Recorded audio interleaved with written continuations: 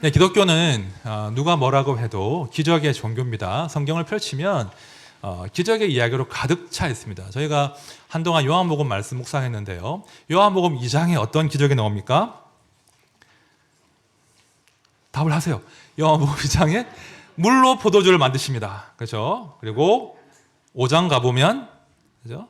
베데스다 목가에서 38년간 누워있던 병자를 일으키십니다.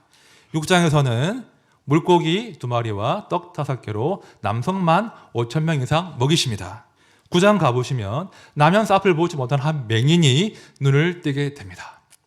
성경은요, 예수님께서 또 하나님이 행하신 기적의 이야기로 가득 차 있어요. 그래서 기적을 제외하고 예수를 이야기한다는 것은 어불성설이죠. 그런 예수는 없습니다. 자, 그렇다면 다른 종교는 어떻겠습니까? 다른 종교는 기적에 대해서 어떤 입장을 취하겠습니까? 그 기독교 변증가 중에 한동대학교에 그 김기호 교수님이 계세요. 그 김기호 교수님께서 쓰신 글이 아주 흥미로운데 제가 그 글의 내용을 한번 발췌해서 알려드리겠습니다. 이분이 그 고등 종교 가운데서 불교와 이슬람교는 기적에 관해서 어떤 가르침을 하는가 조사하고 쓴 글이 있는데요. 제가 한번 정리해서 말씀드릴게요. 먼저 불교. 자, 불교 창시자가 누구죠? 석가모니. 자, 석가모니는 기적을 중요하게 여기지 않았다고 합니다. 한 번은 한 여인이 석가모니를 찾아와서는 자기 아들이 죽은 거예요. 이 사람이 과부인데 아들밖에 없는데 아들이 죽어버렸어요. 그래서 아들을 살려달라고 석가모니에게 부탁을 해요.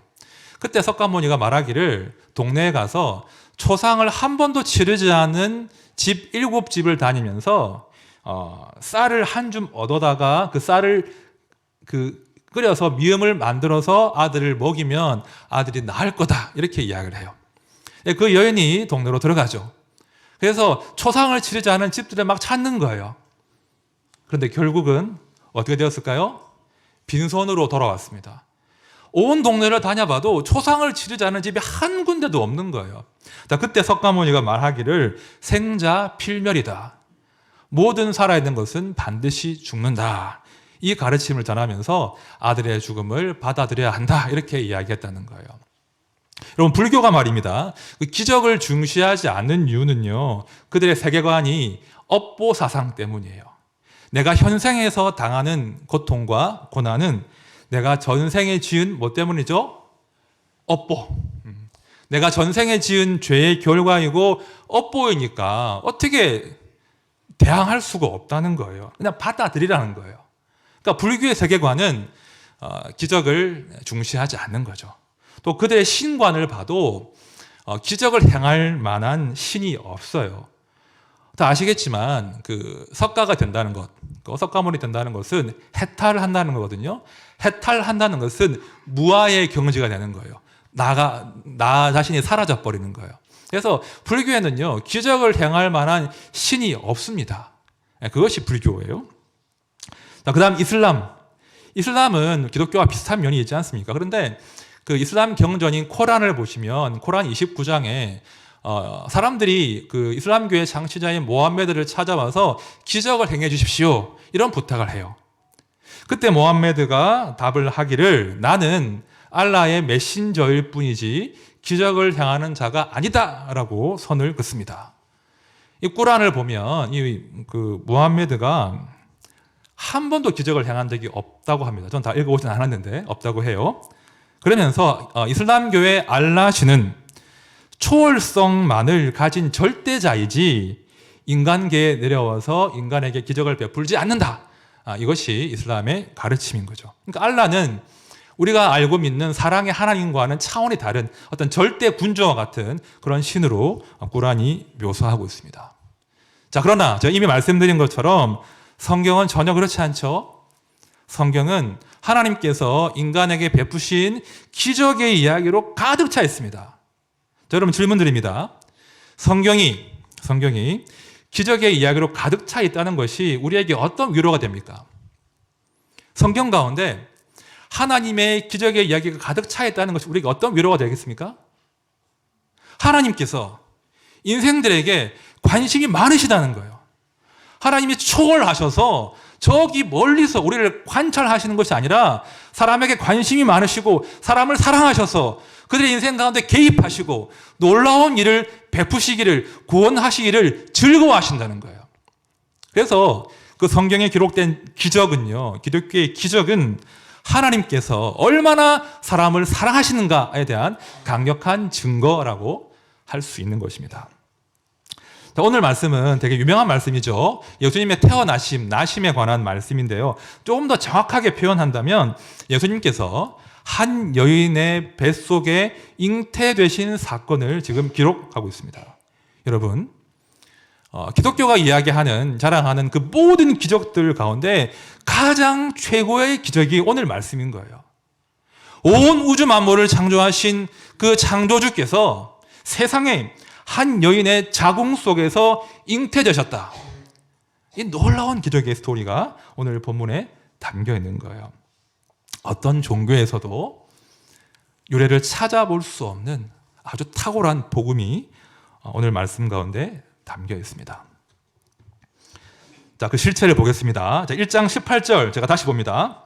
예수 그리스도의 나심은 이러하니라.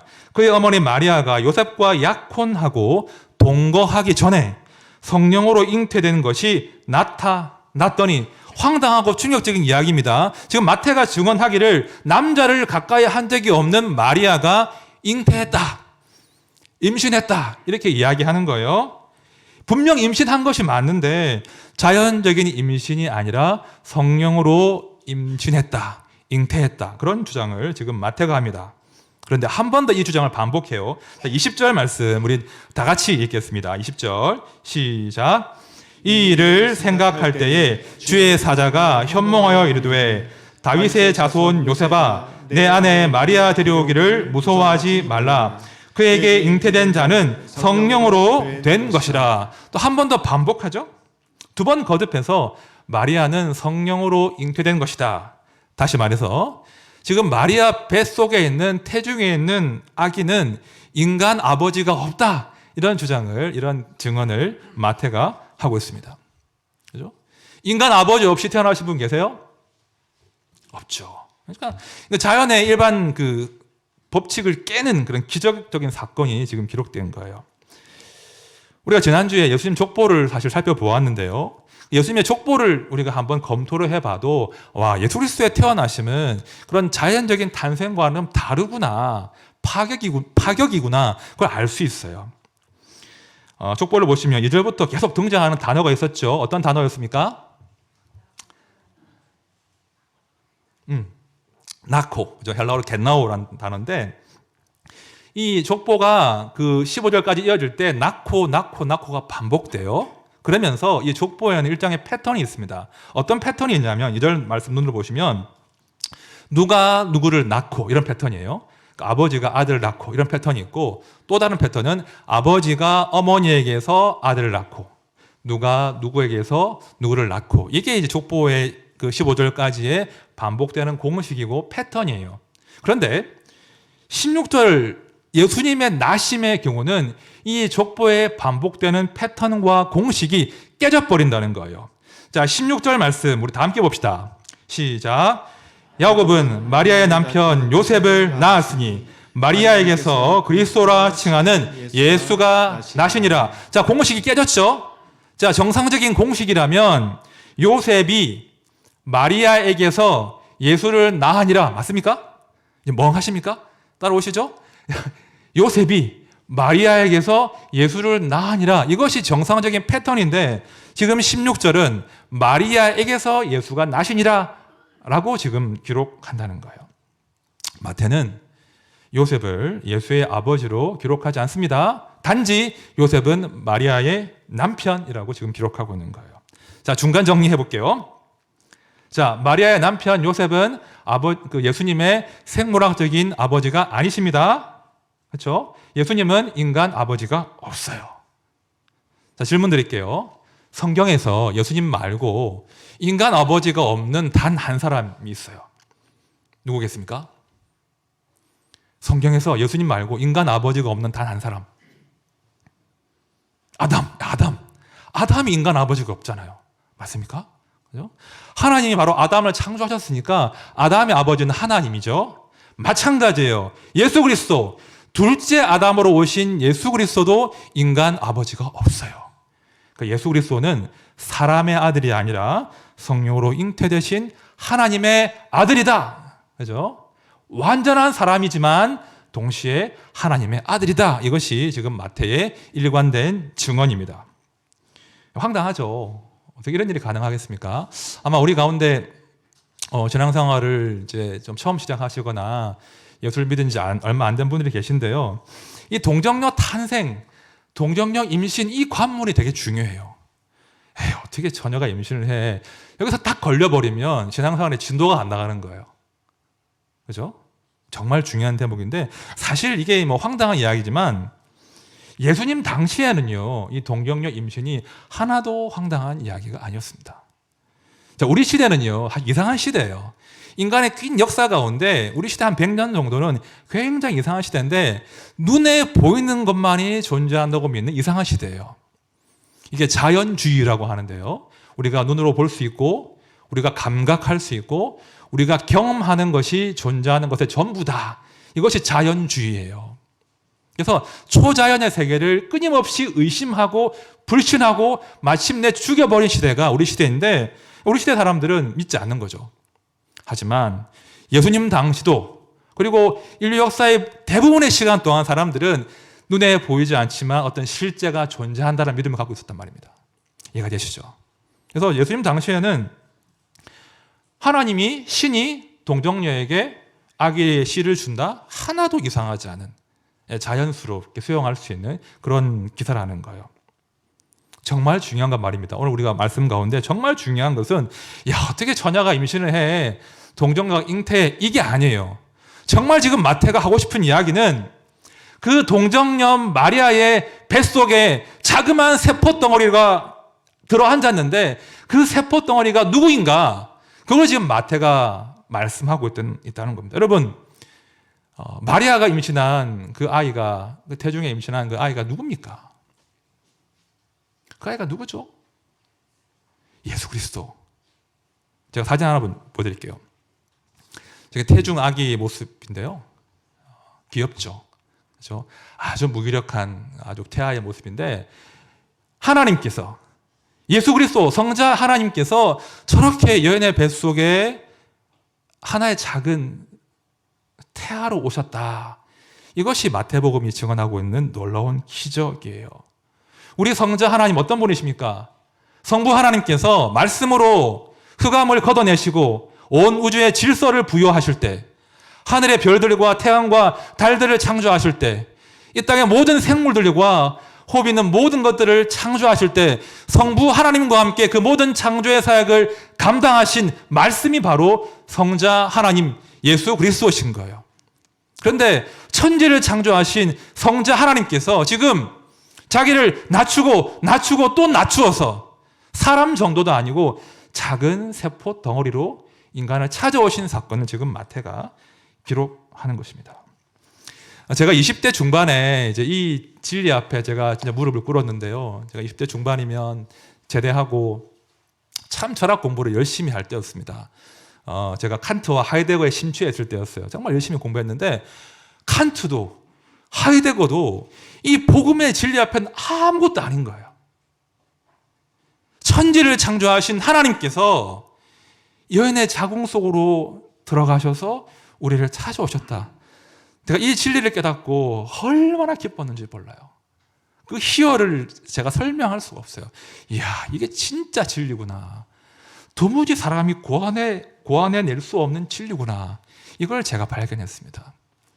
물론 다른 종교나 신화에서도 사람의 모습으로 잠깐 변신하고 인간계에 내려온 신들의 이야기가 있습니다. 대표적으로 예수님 당시 로마 시대니까요. 그래서 로마 신화를 보시면 제우스나 혹은 헤르메스 이런 친구들이 이런 신들이 친구가 아니고 신들이 인간으로 변신하고 찾아와요. 특히 제우스가 이게 인간으로 변신을 잘했는데요. 저 장면은 그 제우스가 이렇게 땅을 보니까 엘크메네라고 하는 그런 아주 아리따운 여인이 있는 거예요. 그런데 엘크메네에게는 남편이 있었어요. 그래서 이 제우스가 엘크멘의 남편으로 변신을 하고 이 땅에 내려와서 엘크멘에게 가서 사랑을 나눕니다. 그리고는 태어난 아기가 그 유명한 바로 헤라클레스예요. 그러니까 사실 성경 밖에도 말입니다. 성경 밖에도 신이 인간의 모습을 취했다거나 신이 인간의 형상했다라는 이야기들은 많이 있습니다. 그러나 그런 신들과 예수님과는 결정적인 차이가 있다는 거예요. 그 신화에 등장하는 신들은 어떻게 한 거죠? 그냥 잠깐 사람으로 변신한 거예요. 왜? 자기의 욕망을 채우기 위해서. 자기가 목적한 바가 있으니까 잠깐 사람으로 변신하고 내려왔다가 그 목적을 달성하면 다시 천상계로 올라간단 말입니다. 그러나 오늘 본문을 보십시오. 우리 예수 그리스도께서는 그렇게 하지 않으셨습니다. 철저하게 완벽하게 사람이 되시기 위해서 여인의 뱃속에 작은 세포 덩어리부터 자신의 새로운 인간의 삶을 시작하셨단 말입니다. 말씀드린 대로 이런 이야기는 없어요. 그러니까 인간들이 어떤 창작해낸 인간들이 발전시킨 혹은 그 진화된 종교에서는 그 유래를 찾아볼 수 없는 아주 충격적이고 놀라운 이야기가 예수께서 잉태되신 이 사건이란 말입니다. 그렇죠? 제가 늘 강조하죠. 엑스트라노스. 사람의 창작물이 아니라 우리 밖에서 도무지 사람이 고안해낼 수 없는 사람의 종교 본성으로 상상할 수 없는 하나님의 그 비밀스러운 지혜와 그렇죠? 구원의 역사가 예수의 잉태 가운데 지금 스며 있는 것입니다. 제임스 패커가 이런 글을 남겼습니다. 하나님을 아는 지식이라는 글인 책인데요.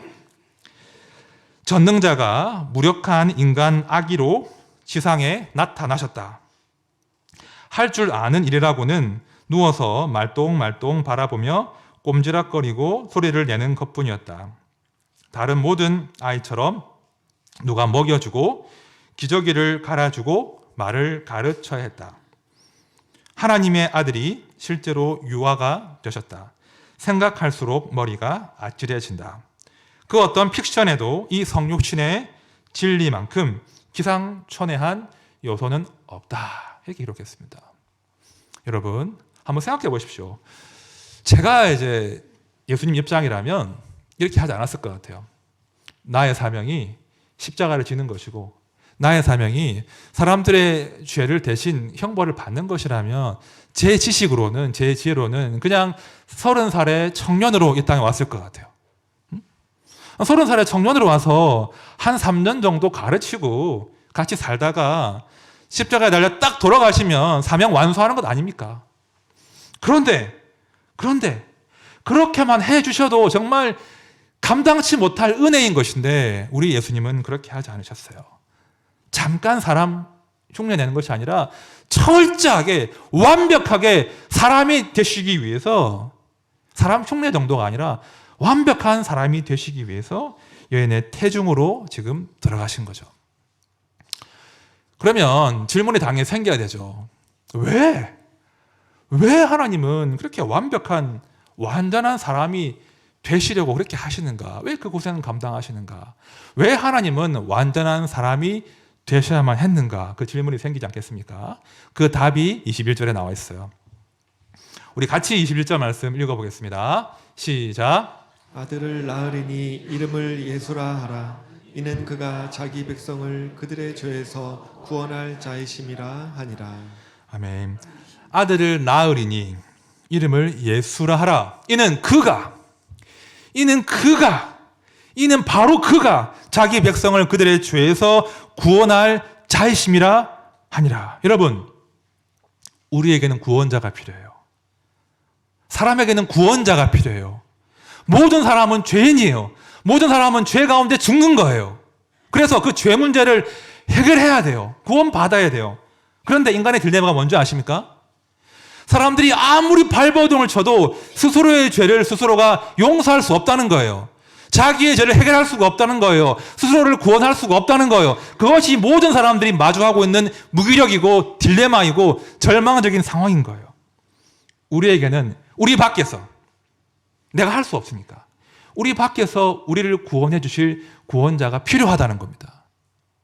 어떤 분들은 그러셔요. 하나님 좀 째째하다. 그냥 통 크게 하늘에서 다 사노라 하시면 안 되냐. 모든 인류에게 대사면 하시면 안 되냐. 그런 말씀도 하십니다. 그러나 대단히 잘못된 생각이에요. 여러분, 만약 하나님께서 우리의 죄를 그냥 슬쩍 눈 감아 주신다면, 혹은 내 죄에 대해서 합당한 벌을 주시지 않고 우리를 용서하신다면, 그 용서는요, 하나님의 공의에 어긋나는 거예요. 맞습니까? 죄를 눈 감아주거나 있는 죄를 그냥 덮어주는 것은 하나님의 공의가 아니에요. 동시에 죄에 대한 형벌 없이 그냥 용서받으면 그 용서는 불완하고 불완전한 것입니다. 내가 죄를 지었는데 일단 용서해 주셨는데 내가 죄에 대한 대가를 치르지 않았어요. 계속 불안한 거예요. 언제 내가 내 죄에 대한 대가를 요구하실지 모르잖아요. 그렇죠? 대가를 지불하지 않는 용서는 불완하고 불완전한 용서입니다. 정말 완벽한 용서는 누군가가 내 죄를 해결해 줘야 돼요. 자기 죄 때문이 아니라 내 죄 때문에 죽을 사람이 필요하다는 거예요. 문제는 인간 세상에 아무도 그 일을 감당할 사람이 없다는 겁니다. 모두가 죄인이잖아요. 모두가 자기 죄 때문에 죽어야 되거든요. 다른 사람의 죄 때문에 죽어줄 수가 없단 말입니다. 그래서 예수님께서 오신 거예요. 다시 말씀 보십시오. 아들을 낳으리니 이름을 예수라 하라. 이는 그가 자기 백성을 그들의 죄에서 구원할 자이심이라 하니라. 여러분, 예수 그리스도가 바로 그 한 사람이에요. 우리를 이 무기력한 죄의 상태에서 건져낼 수 있는 단 한 사람이 바로 예수 그리스도이십니다.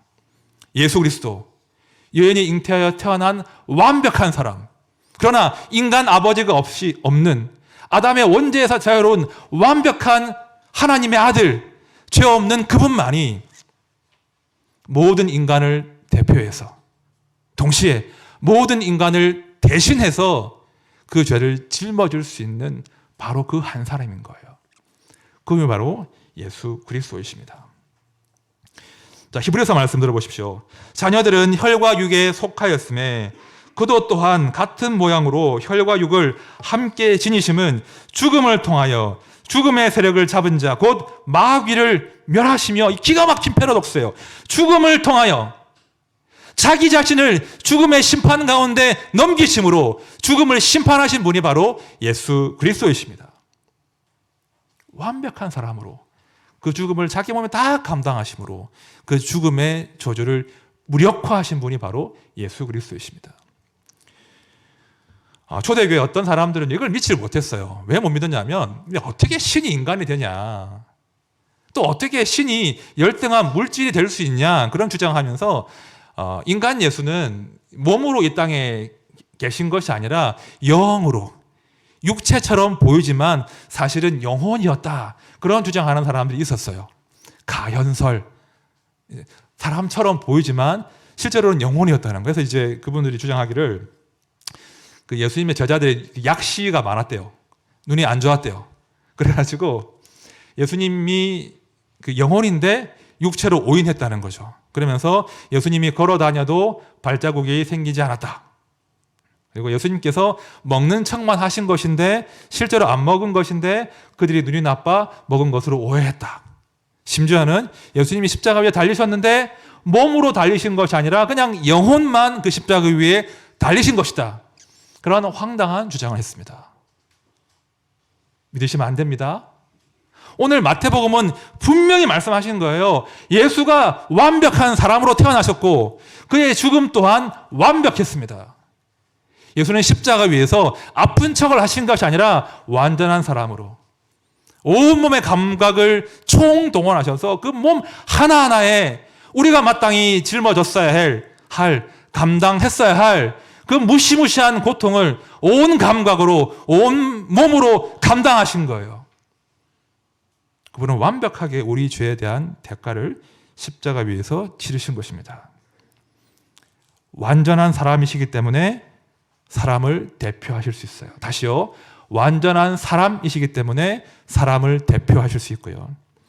죄가 없는 하나님의 아들이시기 때문에 자기 죄가 아니라 우리 죄 때문에 우리 죄를 대신해서 형벌을 받으실 수가 있는 거예요. 예수 그리스도 안에서. 오직 예수 그리스도 안에서, 그죠? 완전한 사람이자 하나님의 아들이신 예수 안에서 우리의 구원이 이루어진다는 겁니다. 누구도 이 구원 사건에 문제 제기를 할 수 없습니다. 자, 이렇게 예수가 우리의 구원을 성취할 때, 우리의 죄 문제를 해결할 때, 그때 비로소 임마누엘이 성취가 되는 거예요. 자, 22절, 3절 우리 같이 보겠습니다. 시작.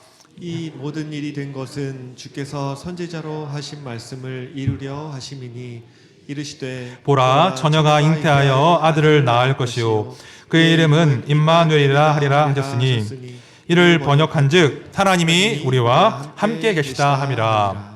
지금 말씀이 예수께서 임마누엘을 성취하신다 그런 진술을 하는데요. 임마누엘은 오늘 말씀처럼 하나님이 우리와 함께 하신다. 우리와 함께 하신 하나님, 이런 뜻이에요. 문제는 십자가 없이, 예수 그리스도가 우리의 죄를 사해주는 그 십자가 사역 없이 이 임마누엘이 성취가 되어버리면 이 임마누엘은 무시무시한 공포고 재앙이에요. 우리가 죄 있는 상태로 하나님과 함께 한다는 것은, 그것은 기쁜 일이 아닙니다. 불안이고 공포고 전율인 거예요. 심판인 거예요. 죄를 가진 채로 하나님과 함께 한다는 것은 무시무시한 공포입니다. 그러나 예수께서 십자가 위에서 우리의 모든 죄를 정리하셨기 때문에 비로소 하나님이 우리와 함께 하시는 것이 우리에게 능력이 되고 기쁨이 되는 거예요. 죄가 없기 때문에 우리가 하나님을 온전히 누릴 수가 있는 거예요. 예수께서 이 임마누엘을 성취하시는 거예요. 무기력한 아기로 태어나신 예수님께서 십자가 위에서 무기력한 죄수로 참혹한 형벌을 감당하셨기 때문에 무기력하게 죽을 수밖에 없던 우리가 이제 하나님과 함께하는 복을 누리게 된 겁니다. 예수의 그 무기력한 죽음이 우리의 구원이 된 거예요. 이것이 성경이 말씀하고 있는 복음입니다. 오직 예수 그리스도의 잉태와 고난과 죽으심 안에서 우리를 향하신, 사람들을 향하신 그 하나님의 용서와 사랑이 완벽하게, 완전하게 성취가 되는 것입니다. 이제 말씀을 정리해 보겠습니다. 우리가 간과하기 쉽지만 우리가 예수님 공생의 3년에 주로 주목하는데요. 우리 예수님은요, 공생의 3년 하시기 전에 무려 30년 동안 사람들과 함께 사셨습니다. 이것이 굉장히 이 기독교가 가진 놀라운 신비고 희망이에요. 예수님이 자라신 곳이 다 아시는 대로 갈릴리 지역이었습니다. 아주 소외된 시골이었고 변두리였고 가난한 지역이었습니다. 초대교회 교부들의 기록에 따르면 예수님의 인간 아버지 요셉이 일찍 돌아가셨기 때문에 예수님께서 일찍부터 이제 가정을 책임지는 소년 가장이었다고 합니다. 어머니 마리아 있었죠. 그리고 이제 남동생만 4명이에요. 동생이 많았을 거예요. 예수님께서 일찍부터 가족을 부양하는 그런 삶을 살았죠. 아시는 바대로 예수님의 직업은 목수였습니다. 지금은 목수가 대단히 고급 인력이지 않습니까? 근사한 목공소를 차려놓고 이렇게 하는, 작업하는 그런 분들이신데, 그 당시 목수는 그렇지 않았어요. 지금처럼 돈을 많이 벌 수 있는 직업도 아니었고요. 목공통을 어깨에 들쳐매고 동네를 막 다니면서 일거리를 찾아내야 했던 그런 고단한 직업이었습니다. 지금은 없지만 그 과거에 그 구두 닦기, 우리 아이들이 어깨에 그 통 메고 다니잖아요. 구두 딱 하잖아요, 그죠? 예수님이 그렇게 하신 거예요. 목공통을 어깨에 딱 걸쳐매고 그 동네를 돌아다니면서 문짝 달아요, 고장난 의자나 식탁 고쳐요, 그러신 거예요. 예수님께서 그 목공통을 어깨에 들쳐매고 가족들 먹여 살려야 하니까, 그죠? 문짝 달아요, 의자 고칩니다 하면서 그 갈릴리 헤매신 거예요. 놀랍지 않으십니까? 제가 이게 30대 초반에 이걸 묵상하면서 정말 위로가 되더라고요. 우리 예수 그리스도께서 30년 동안 우리와 같은 모습으로 우리처럼 사셨구나, 완전한 사람으로 살아내셨구나, 이 진리가 저한테 큰 위로가 되더라고요. 천지를 창조하신, 모든 우주를 소유하신 하나님께서 가족들 하루 양식 벌기 위해서 노동을 하시는 겁니다. 온 피조물을 먹여 살리신 하나님께서 가족들의 하루 양식을 벌기 위해서 저 손에 가시가 박히고 망치질 하다가 손 찍고, 그죠? 아파하는 그런 고통을 감당하시는 거예요. 창조주 하나님께서 동네의 그 하찮은 목공장애가 되어서 이리저리 다니시면서 땀을 흘리고 눈물을 쏟고 애를 쓰신단 말입니다. 무려 30년간. 낭비잖아요. 낭비거든요. 왜 그래야 돼요? 기록도 안 됐잖아요, 성경에. 왜 그 낭비스러운 30년을 우리 주님이 사람처럼 사셨습니까? 정말 사람을 사랑하시기 위해서, 정말 사람들의 그 고통과 아픔을 아시기 위해서 사람으로 태어나시고 30년간 우리처럼 배고프셨고, 우리처럼 아프셨고, 우리처럼 고단하시고, 우리처럼 땀 흘리시고, 우리처럼 가족들, 자식들, 동생들 먹여 살리기 위해서 눈물을 쏟고 땀을 흘리신 거예요. 그분이 우리가 나의 주, 나의 하나님으로 고백하는 예수 그리스도이십니다. 저는 우리의 구원자가 예수이신 것이 너무나 좋습니다. 이 예수님께서 우리의 완벽한 구원자가 되시는 거예요. 이것이 다른 종교가 따라올 수 없는, 흉내낼 수 없는 기독교의 진리이고 우리 인생의 희망입니다. 여러분 기억하십시오. 기적은 이미 시작된 거예요. 왜요? 예수님이 우리 가운데 인간의 모습으로 찾아오셨잖아요. 그 예수님이 지금도 우리 가운데 함께 하시기를 기뻐하신단 말입니다. 2000년 전에도 지금도 우리 예수님은 죄인들을 부끄러워하지 않으시고 죄인들과 함께 울고 함께 웃으시는 그런 분이시란 말입니다. 그 예수께서 우리 삶에 찾아오십니다. 우리가 그 예수를 우리의 구주로 영접해야 되는 것이죠. 함께한 모든 성도님들, 이 예수님, 이 좋으신 예수님이 우리 영혼의 견고한 닻이 되길 바랍니다. 우리 영혼의 살 소망이 되고 희망이 되고 용기가 되길 바랍니다. 내가 지금 여기서 나와 함께 하시는 이 예수 그리스도를 누릴 수 있구나. 이 용기와 담대함으로 각자에게 주어진 삶의 길들을 넉넉히 감당하시기를 진심으로 축원드립니다. 찬양합시다.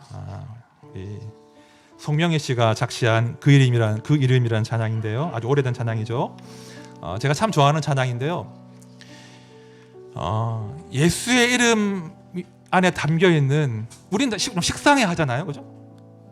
식상해 해요. 예수 식상하는데 예수의 이름 안에 담긴 그 비밀스러움, 그 보화를 아는 자가 되어야 돼요. 가벼운 이름이 아니에요. 예수의 이름에 담긴 그 비밀, 그 신비, 그 놀라움을 아는 자로 제가 살게 해주십시오. 그것이 성도의 고백이어야 됩니다. 함께 찬양할 때, 주님, 제가 예수의 이름에 담겨있는, 당신의 오심에 담겨있는 그 놀라운 은혜와 비밀을 아는 자로 살게 해주십시오. 우리 함께 찬양합시다.